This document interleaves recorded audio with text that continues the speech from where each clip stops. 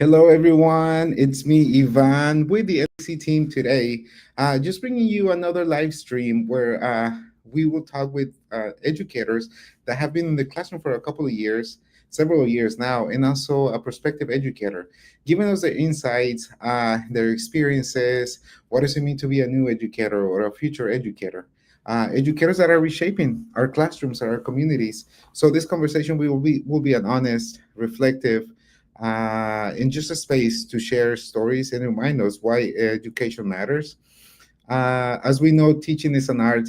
It's also a rebellion. Every educator carries their story, their narratives. So it is important to share those challenges, those wins with the community in hope that we are able to inspire the next generation of educators, and also to make it clear that why representation matters.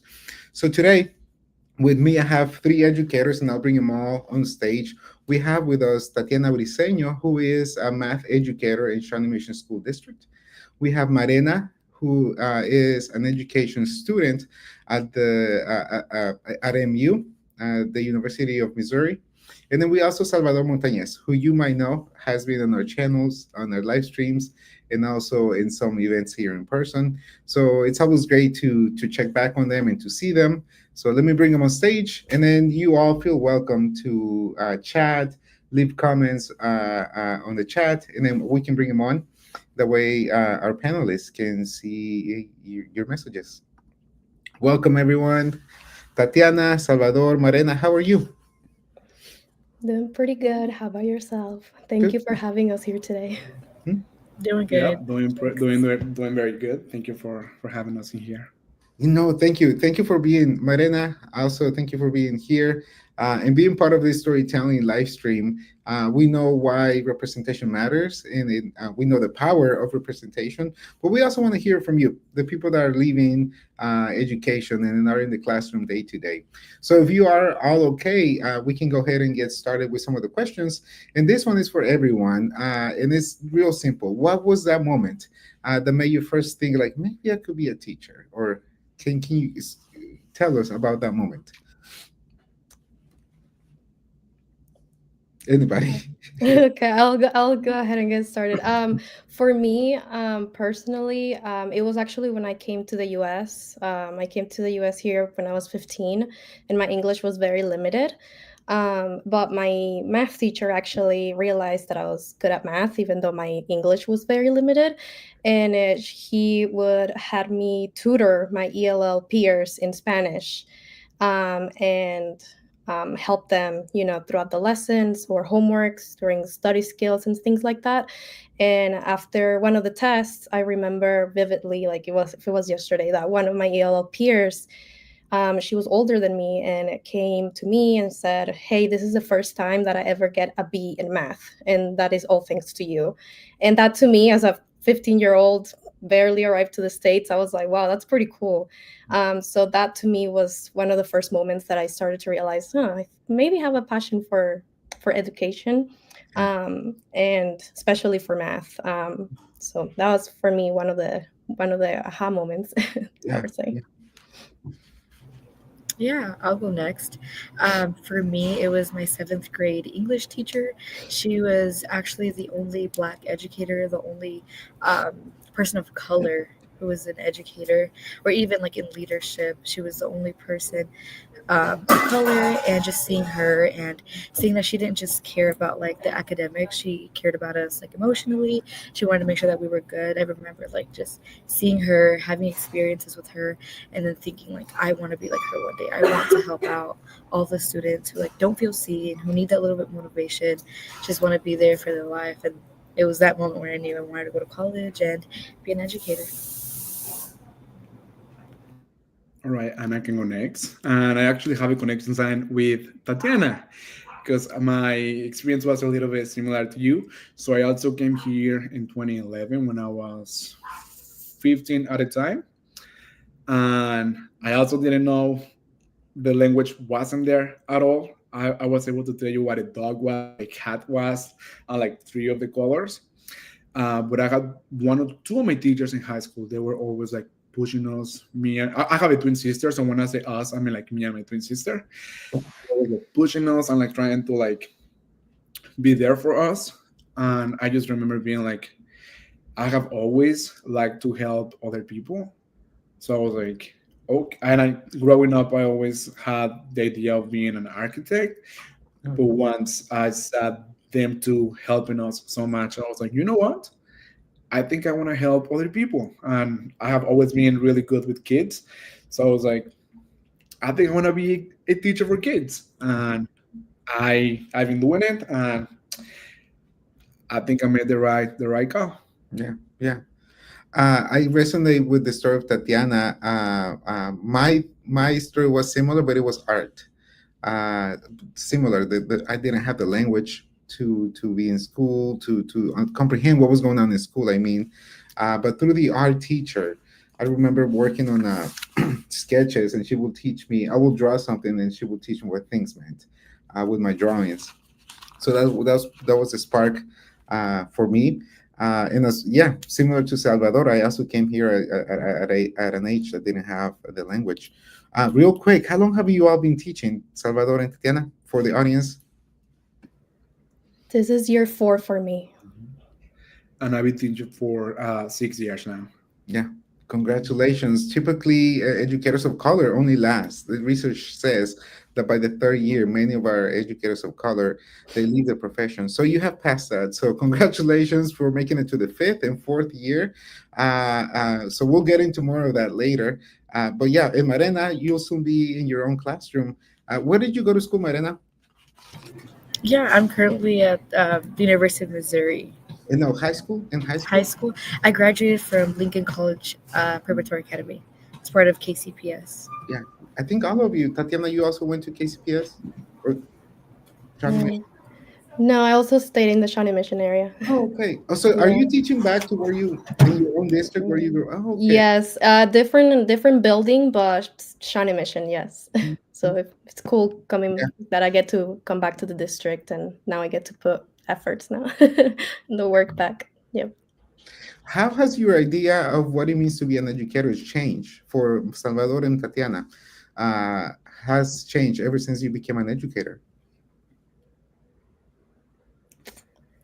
I think because I have never had anyone who's a teacher in my family, so I didn't really have any background in that aspect. And being a student and going to a classroom, it's very easy to be like, okay, you just like kind of like get up there and be like, this is what we're learning today. But there is so much planning behind all of those things, and I feel like everything has a reason why it's happening. You don't get up there in front of the kids and just be like, okay, this is what we're doing today. Every turn and talk and everything has a reason of why it's happening.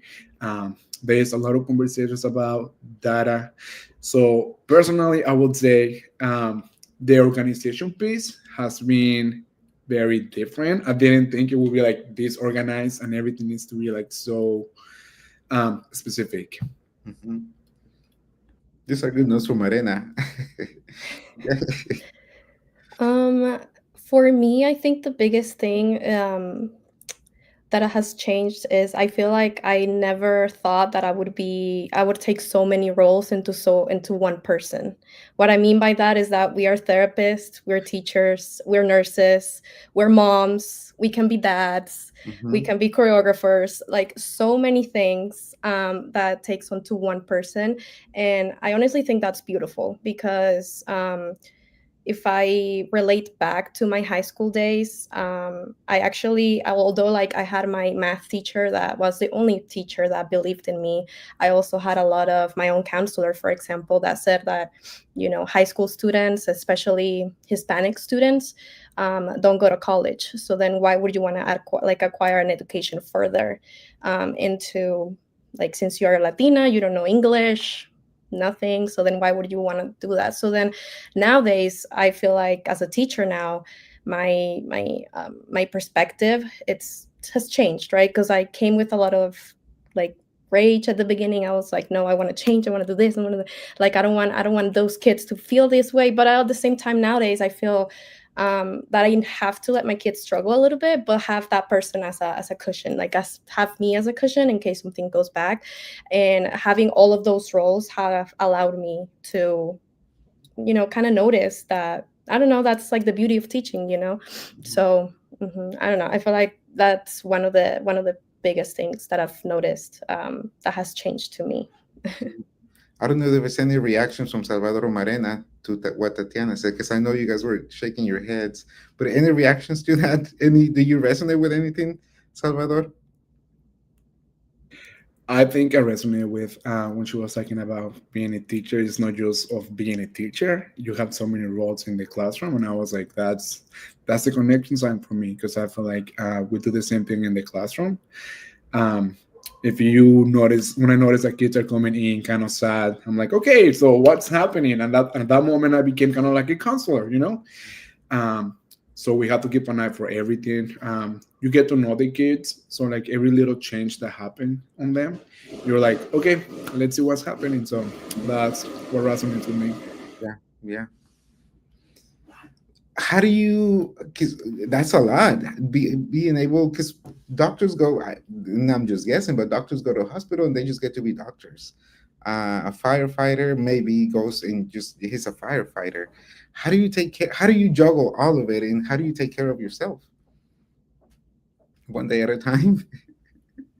I mean, I personally have slowly created my village, Mhm. outside and in the building. I'm so thankful to work with amazing educators that have had my back ever since I started, in Shining Mission, and continue to stay with me along the ride. I also have my parents. When I have a bad day, that's who I go to. So, yeah, kind of taking it day by day, but also knowing who you can, rely to and go to when you need advice, when you need a shoulder to cry on, things like that. So I rely on my people, on the small village that I've built over the years. So Same thing with me, I would say. When I was in college, they will always say to find your people, and I think that I did find my people in my school that I work at. If I have an issue with something that is happening with a kid, and maybe I have no idea about like what the next step might be, there is always somebody that I can go to and be like, hey, so this is happening. What kind of support do I need? What do I provide? So, Marina, find your people. Yes. And I think it's also important to know when and how to reach out. From what I'm hearing, like to be okay with asking questions and to be okay with asking for help, especially in that first, second year when you are teaching. yeah, I think as teachers, it's huge. I mean, we are the first ones to say, like, don't be afraid to ask questions, and that bounces back to us. True. No question is a stupid question. I mean, we are here to learn. We are continuous learners, and so I asked my administrator. My administrator is Latina, and I rely a lot on her. Like, I love her. Every time I'm struggling, I'm like, I don't know what I'm doing, girl. Like, I need help. Yeah, yeah, yeah. And I also have my own mentor that has stayed with me because, my student taught at Shining Mission, and I've had the same mentor, and I always go to her when I don't know what I'm doing. I mean, I'm not afraid to say I don't know what I'm doing. Like, I tell my kids, we have a new curriculum. I'm like, kids, bear with me. I have no idea what I'm doing. We're gonna get through this, and they like that. They like like being human, because they think we're just robots and we just teach and then teach again and then teach again. So yeah, I feel like just relying back of, I mean, we're humans. We don't know everything, and that's the beauty of it, that we don't know everything, but we like to learn. So so yeah.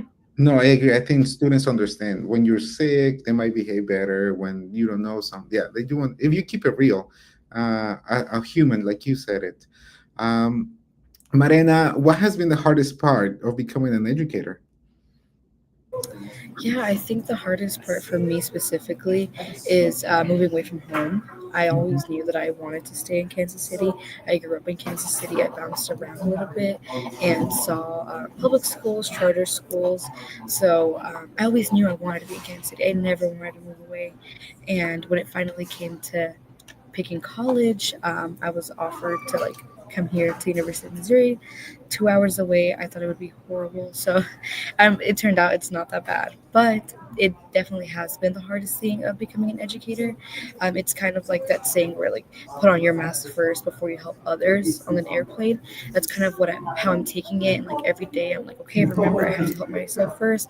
I have to gain these experiences first, gain the education, gain this independence before I go back and actually try to help students and educate students. So I come with these experiences into the classroom, and I know what I'm talking about, or try to know what I'm talking about.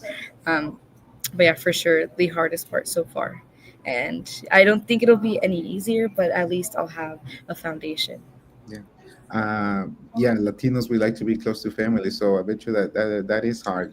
I also want to give a quick shout out, but an opportunity to for you to share a little bit about the community, the village, like Tatiana said, the village that you have been able to build. Yeah. So initially, coming to the University of Missouri, it is a PWI, and it is in the middle of Missouri at that. So it was a little bit hard my first year to, make friends, find my people. Like people told me, just find your people. I'm like, well, it's kind of hard here, but eventually, slowly but surely, I started finding my people. Um, and finally, I built the courage with the thanks of my friends to start an organization here on campus to help other Latino educators. Although it is only a small percentage of the population of students who want to be educators who are majoring in education, we are the smallest college, which inevitably that means it's going to be the smallest amount of Latinos within this field. But even then, when people are touring the university, when other Latinos are touring the university or are given the opportunity that I was given, I really want them to consider education. And that's why I created Corazon Latino Educators Association here. With the help of my friends, we were able to create this organization and hopefully promote diversity and just community for people who either felt like me or just thinking about moving away from home and being an educator, even if they never thought about being educators. We really just wanted to create a space where like, hey, like this is us, this is who we are. There's barely any of us. So like come build community. Maybe if you want to get into the education field, we would love to help you and like be here for you. Mhm. No, thank you for sharing. I know Yeah, of course. Yeah. that's also another example of how we put on different hats. Tatiana is also the leader of the Latino student organization at your school. So yes, that's another village, and maybe there's a point of connection that we can make later on and support each other, high school and college students. But yeah, I'm really proud of that work, and thanks to that work, we are working on expanding it across different campuses this fall. So there'll be more on that. But for everyone, is there a moment recently, especially Salvador and Tatiana, a moment recently that reminded you why you are teaching?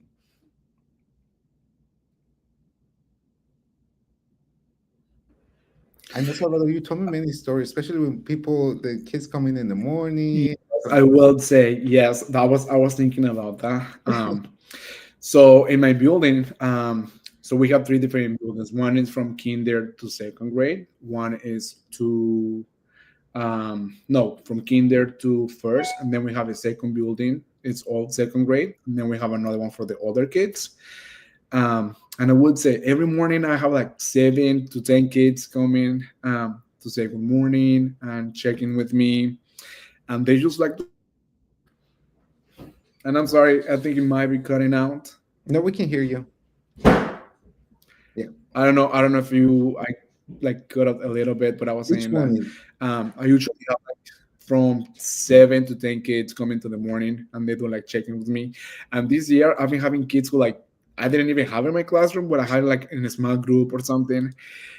And I was like, what is happening? And my kids are always like, who are these kids? And I'm like, well, they used to be in my classroom. And so that's beautiful. One moment that I will always go back and think about is so my first year was in 2021, 2020, 2020, 2021, during COVID. And we were doing it online. And even though I would say I wasn't feeling like I was doing a huge impact, but I always had kids being so comfortable to being in there, and I had a lot of like small wins with all of them. So just seeing the kids happy and like happy to be around me it reminds me of like why I'm doing this. Yeah. For me, it's honestly really hard to choose because I have so many like that are just so, I don't know, so beautiful to me. But the most recent one, it's one of my hats. I'm gonna put my Latino sponsor hat, and it's we hosted our second annual Hispanic Heritage Month assembly, and for the kids, that is always such a beautiful time for them because they get to showcase their culture. Yeah, and for them it was always like at the end of the assembly they're always saying like, Miss B, thank you for making this happen, thank you for like allowing us to share, our culture, our differences, our, to get the community together to celebrate why we're like the beauty of being Hispanic or Latino.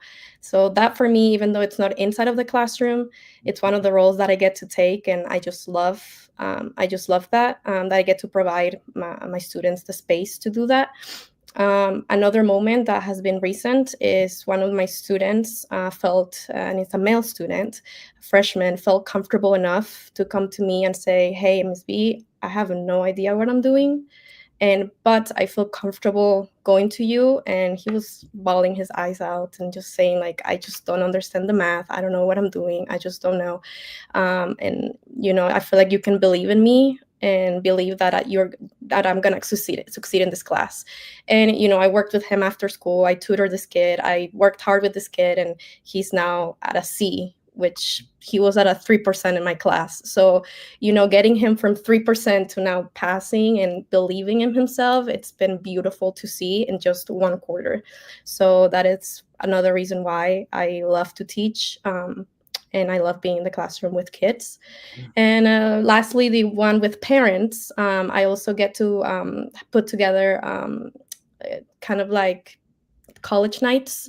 This was last year, and we get to share, my story and why I teach and the reasoning why I fight hard for Hispanics to have opportunities, especially for after high school, like college, trade school, whatever they want to do.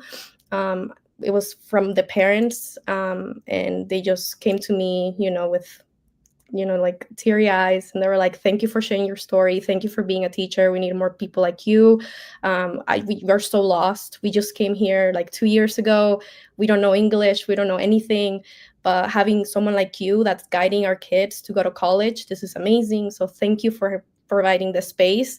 And it was our first time having it, and we had K-State, UMKC, HDF, so many organizations came out, and we only had like 10 parents, but to me that made it so worth it. And I'm like, this is beautiful, I'm having this again, and I just love my job and I love what I do. And I could tell you many stories, but those are the top three that I could think of community, student, and parents. No, thank you for sharing. Something that I can take away is you all are giving hope in creating spaces for students and parents as well, to be and to get ahead, to be empowered. Um, um, to Marena and everyone, but I want to start with Marena. If you could reimagine education for the next generation, what is one change that you will fight to have in every classroom? I would definitely go with equity and obviously representation, but I think it really just starts with equity. Um, I've been doing research for now 2 years of just the inequities and the segregation that still happens in our schools today. I know growing up and even coming to a university, telling people that I grew up in the urban city and that I graduated from KCPS, it always came with the connotation or with assumptions or biases.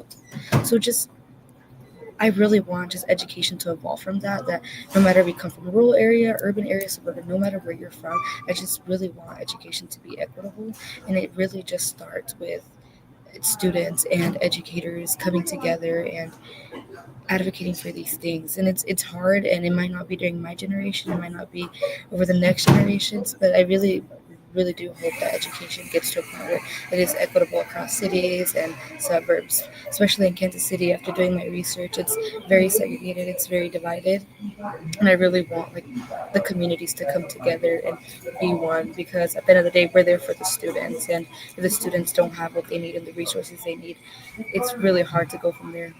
Yeah.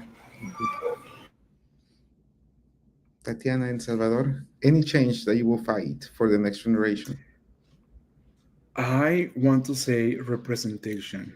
And by that, I don't mean that there should be a Latino teacher in every classroom, but there should be more content that involves the Latino and the Hispanos en los libros and whatever the kids are learning about. Because from experience, we just changed to a different curriculum 2 or 3 years ago, and we have a whole unit that talks about the Mayas, the Incas, and like the Aztecs and all these things. And like if you see the kids' face, the way it light up when they're like, "Oh, from Mexico, from all these places," and like even right now we're celebrating the Hispanic Heritage Month, so we do an activity every morning. And we were talking about tango that comes from Argentina, and I have a kid from Argentina. And he was like, "My dad listens to tango." So like those little things, like it doesn't take a lot to like include representation. So that's all I would like to see in the future. Every kid being represented because it does make a difference. I think I also agree on representation and justice as well. I've seen that I would like teachers to educate others about the different cultures, about the different like characteristics that brings along like different countries. Like I'm not Mexican, I'm Venezuelan, but you have no idea the many times that someone has said to me like, "Oh, what part of what part of Venezuela is like of Mexico is in Venezuela?" I'm like, Yeah. no, honey, like no, that's another different country. Like I feel like everybody needs to just break the idea that every single country that speaks Spanish, it's not Mexico. And Mexico is a beautiful country. You have no idea like the beauty like that and respect that I have for Mexico. But I feel like us as educators and for the future as well is just teaching not only our kids but everybody that the different that the being represented and the differences among each other. So I feel like that's one of the changes that I would want to see, is just teaching others about the different things. And it's just not for Latinos, but for many different cultures among the world. So Yeah. Thank you. We are almost at the end of this. My last question is, what would you tell somebody that is undecided, or they would like to take education as their next step and be an educator? What would you tell them? So I'll give you a moment to think of that answer. And then meanwhile, I'll talk about Evolucion, and the link will be shared. It's scrolling there. And then there's different events coming up. So I'll let you see those. But yes, coming back to the question is, what would you tell somebody that is undecided or thinking of becoming an educator, but they're hesitant? You all have lived this for 5 years, 4 years, and in Marena, you will be a new educator. So any words that you might have for them to encourage them to become educators? And then this is the last question. I think for me, I would tell people that whatever career you want to get into, you have to go through many teachers. And if you're at least like the one that sticks out, that student is going to talk about you for the rest of their lives. I know I talk about my educator and my story with that one person who inspired me. So no matter what career the students go into, you'll always be that person to them. So just aim to be that person. And if you're thinking about education, I feel like it's the most rewarding thing. Although I haven't had my own classroom, it's still so rewarding to me. And I wish all my friends could feel what I feel, like walking out of my clinical experiences and just like reflecting at the end of the day. We're like, wow, like I met some awesome people today and I had some awesome conversations and I just feel so fulfilled. What do you want to teach? What do you want to be a teacher? Yeah. I want to be a middle school social studies teacher. Kind of what you were saying, Salvador, where I never saw the representation and I only heard stuff about Latinos and Hispanics during Hispanic Heritage Month. But I want to be that social studies teacher who gives students of all backgrounds the context in which they are in, and the reason why maybe they are underrepresented or why people don't look like them. Just give them that foundation and the context on why they are who they are or where they are. So yeah, that's what I want to teach. And yeah, if there's any administrators, Marina will be looking for a job. What, next year, 2026? 2027 Okay. January, I will do my semester long student teaching. And then after that, it's just the world is mine. Yes. Yes.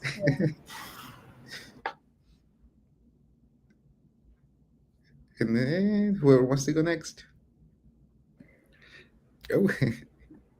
Yeah, I would say, first of all, like really think about it. Um, don't be afraid because, like, we might be saying it might not be easy. You have to wear different hats, but I feel like just Marina is saying it's very worth it at the end of the day.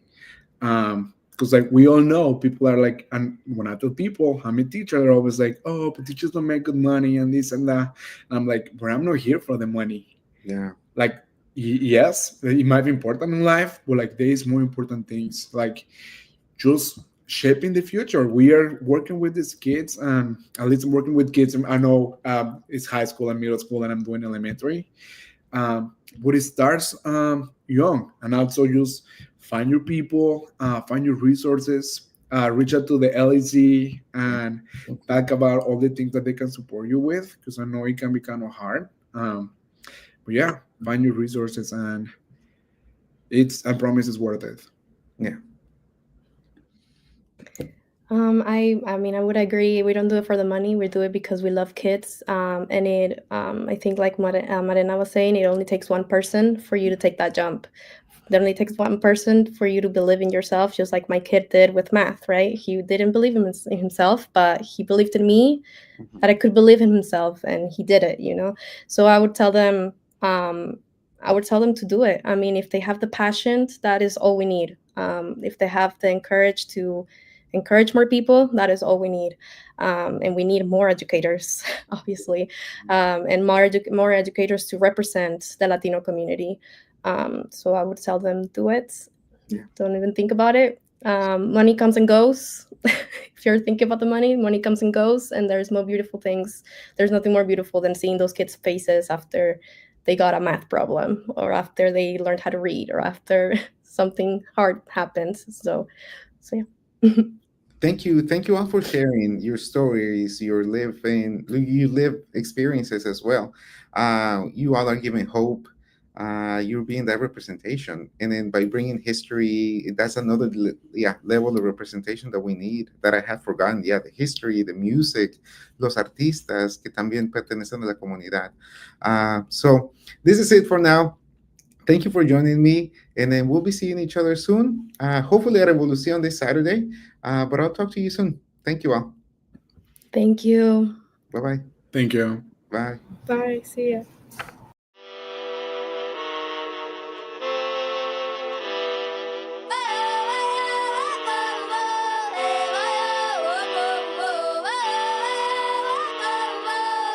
Hey,